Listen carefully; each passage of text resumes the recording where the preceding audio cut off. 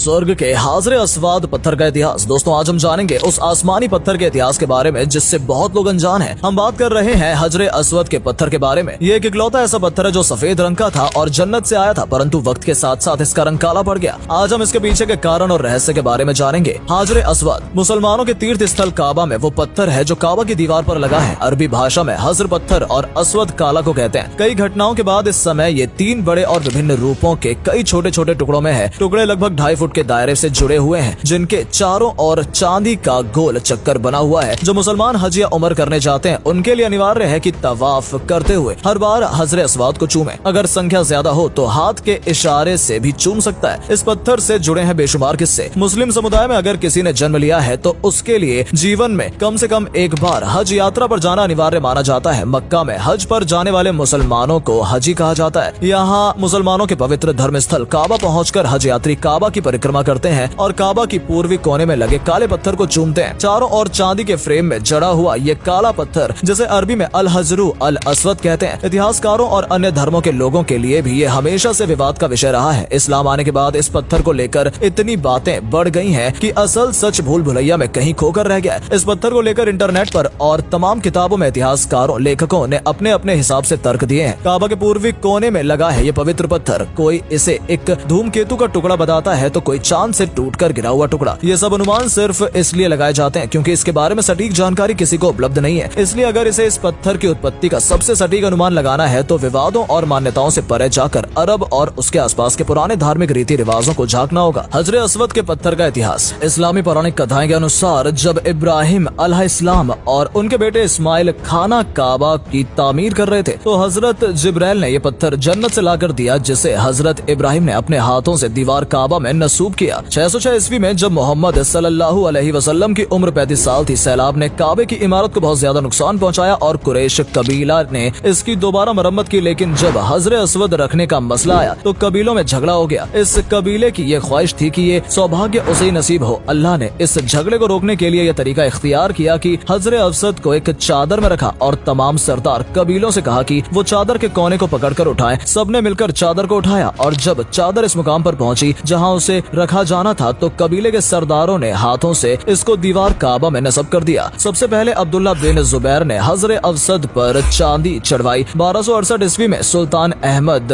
ने हजरे अस्वद को सोने में मढ़ दिया। 1281 ईस्वी में सुल्तान अब्दुल अजीज ने उसे चांदी से मढ़वाया। हजरे अस्वद को क्यों चूमा जाता है? इस काले पत्थर को चूमने की परंपरा इसलिए बन गई है कि मोहम्मद साहब जब काबा की यात्रा पर आए तो इन्होंने इसे चूमा था, जिसकी वजह ये थी कि काबा कई बार बना और पैगंबर इब्राहिम द्वारा बनवाए गए काबा का एकमात्र अवशेष ये काला पत्थर बचा था। मोहम्मद साहब की हज यात्रा के बाद से ही यहाँ पूर्व दिशा में लगा काला पत्थर हाजियों के लिए खास बन गया। आपको बता दें, मोहम्मद साहब ने अपने जीवन काल में केवल एक बार हज किया था। जिक्र का साधारण अर्थ अल्लाह की तमाम इबादत और आराधना को कहा जाता है। जुबान से अदा होने वाली तकबीर और दुआ वगैरह की बातें तो स्पष्ट हैं कि ये अल्लाह का जिक्र है जिसका मकसद अल्लाह की महानत बयान करता है। लेकिन हजरे अस्वद का चूमना या स्पर्श भी इबादत है। इंसान उस काले पत्थर को चूमने सिर्फ इसलिए जाता है कि ये भी अल्लाह की बंदगी और ताजीम है और वो ऐसा करके अपने नबी का इज्जत करते हैं। जैसे कि अमीरुल मोमिनीन अमर बिन खताब रज़ियल्लाहु अन्हु ने साबित किया कि जिस वक्त उन्होंने हजरे अस्वद को स्पर्श किया तो कहा, कुछ जाहिल लोग ये समझते हैं कि हजरे अस्वद को स्पर्श करने का मकसद बरकत को हासिल करना है, तो उसकी कोई दलील नहीं है। इस वजह से इस नजरिए को गलत और दिखावा समझा जाएगा। कुछ पागल और दोज़खी लोग ये भी कहते हैं कि बैतुल्लाह का तवाफ